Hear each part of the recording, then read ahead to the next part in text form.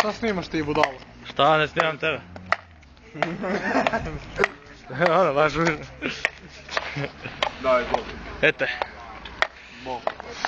Kako ti se čini piva?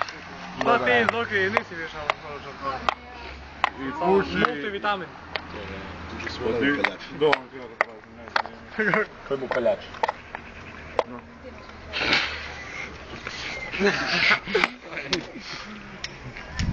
A još šta bi? Hvala te paljač. Baby uđe. Dobro. Kako si ti, Cera? Pij, slobodno. Ne moraš se stidit pred kamerom. I koga ti smatraš favoritom zadnjeg natjecanja? Mene.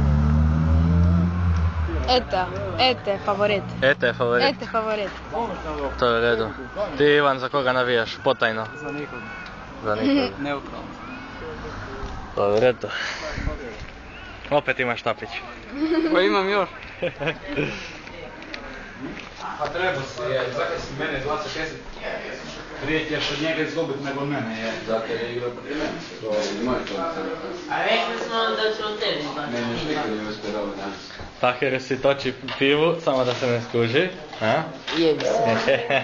Evo ih dva prijatelja, on izbacio njega.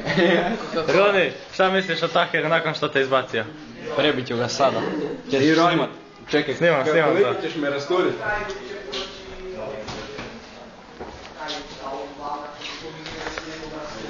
Da si dužni vole i da igrači štrajkaju. Ko je Mireja? Da. Moramo ih proći.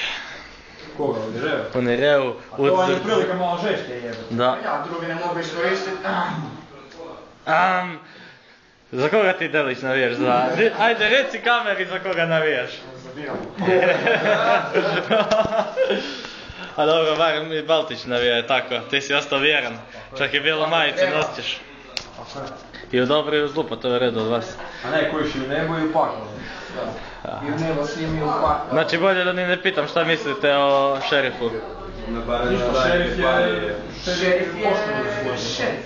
Nije narednik, ali šerif. Šerif koji što ti ko Vučko, ali... Ovo radi.